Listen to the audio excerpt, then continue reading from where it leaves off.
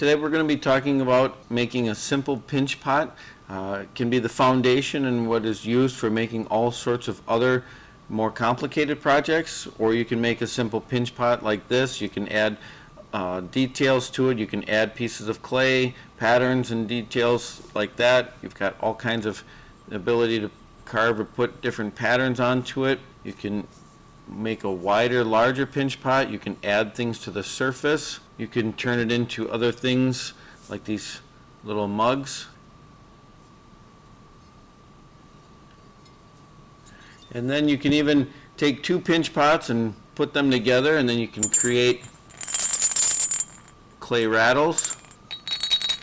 This will be the foundation aspect, and then from there you can refer back to this video for how to make a pinch pot, and then perhaps if you're making a clay rattle you need two pinch pots to put them together, and so on and so forth. So to start out with, you're going to need to get yourself a smooth ball of clay about the size of a tennis ball or so. The first thing that you're going to be doing when you get your ball of clay, just make sure and form it into a ball so it's nice, it's not irregular in shape, it doesn't have any lumps or things sticking out of it, and you want to just kind of make sure it's not, it doesn't have a lot of cracks or anything to start with. First thing you're going to do after that is take your thumb and you're going to place it right in the center, and you're going to push it into the ball of clay, and you want to push it to the point where you've got it about a half an inch or so away from the bottom of the clay. Okay, so you don't want to push all the way through and have your thumb pop out. You don't want to push down too far that it's too thin on the bottom edge here. So if I take my thumb out here, you can see that my thumb has made the beginnings of the inside cavity, which is the inside of the pot. That would be this example right here, this first step. I shove my thumb in here like this. That's what it would look like if we cut it in half. We're approximately a half an inch or so from the bottom of the pot. So that would be what it looks like when you first put your thumb in there. Then what you're going to do is you're going to start taking your fingers and you want to wrap around the bottom part of the pot, and you're going to slowly start pinching all around the bottom edge. You do not want to pinch too hard right away or pinch all the way out to the edge, because that will cause your wall to get too thin too fast.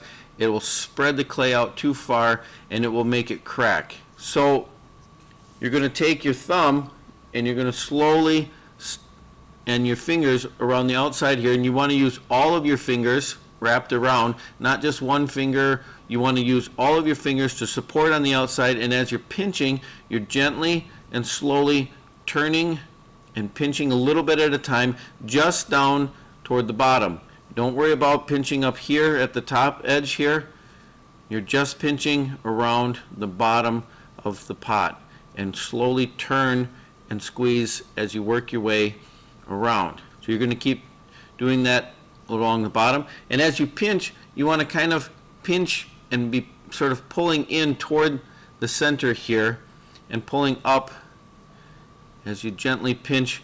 If you pinch out like this, away from the center, the whole thing will flare out and it'll look more like this instead of curved up on the sides like that. You want it to be curved inside. So you're going to slowly turn and pinch and turn and pinch as you work your way around, and keep doing this, and you slowly work your way up the side of the wall of the pot. The sides here are the wall of your pot as you work your way around. So you keep pinching and turning. And my top edge here, the lip of the pot, you don't want that to be too thick and you don't want it to be too thin. The most important part of working with a pinch pot is that your wall thickness is all the same. It's consistent. So it's as thick at the bottom as it is on the sides, and it is at the top of the edge of the wall at the very top here. So you work your way all the way around, and you keep pinching and you feel around and see if there's any places that feel like there's some places that are thick or thin. You want to gently and be careful. You're not pinching a whole bunch at a time. You're not really squeezing really hard.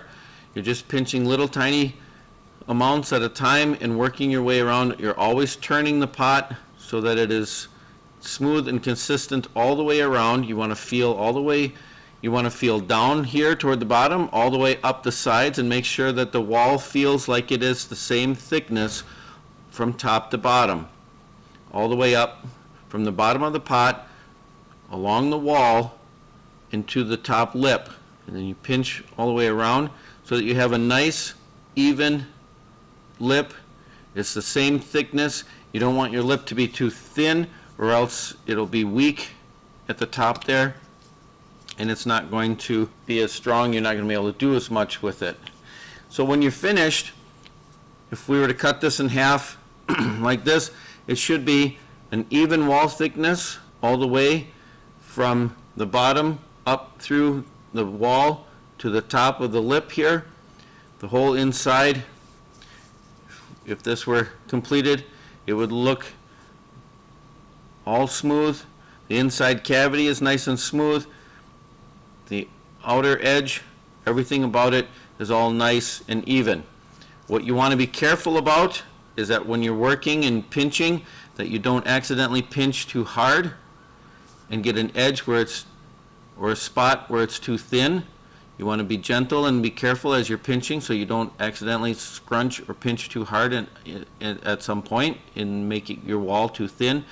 And when you get up to the top lip here, you want to be careful that you keep this the same thickness, that you're not pinching, and then you pinch too hard in some place and get a really thin wall at the top, or a thin lip, because then that will be too thin. It'll be weak there, and it may want to crack. Speaking of cracks, if you have a little bit of hairline cracks starting on the top of your pot or on the sides a little bit, you want to take care of that before those get too large and dry out too much. So what you should do is take a little bit of water, and I would only put my finger in, like one finger. Don't take too much, otherwise you'll weaken the pot. And you just take and rub that water along those cracks, along the edge, and smooth things out. You can start to feel the clay blending and smoothing underneath your finger. You want to do that all the way around the lip of the pot, and even if necessary around the sides of the pot, so that it is nice and smooth. If it starts to drag too much or get too dry, then you can add a little bit more water. But again, you do not want to use a lot of water because it'll weaken the pot and make things too sloppy. You just want a little tiny bit to smooth out those cracks and make everything look really nice. So you're going to smooth out the whole thing, definitely the lip, so that that does not crack anymore, and even the sides if necessary, to blend that out so that there are no cracks forming and everything looks nice and smooth. Once you've got that completely smoothed out, you are ready to make your next decision.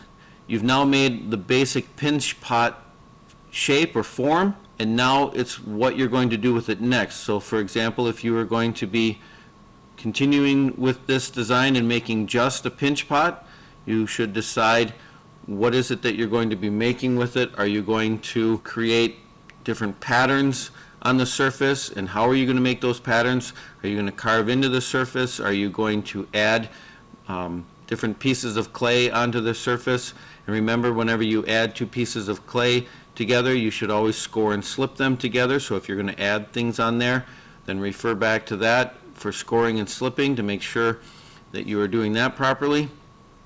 If you are going to use this as another part for something like a clay rattle, like this one here, this is two little smaller pinch pots, so this would be 1/2, and then for example, if this were another pinch pot, you could put those two halves together, and I will show more of that in another video about how to make a clay rattle. But you would be starting out with two pinch pots. This one had two smaller ones to make it this size, but you could make a larger clay rattle, you know, larger like this one here, with pinch pots or so on. So you can use this base shape of a pinch pot for the beginnings of all kinds of other projects. But this is how to make a basic pinch pot.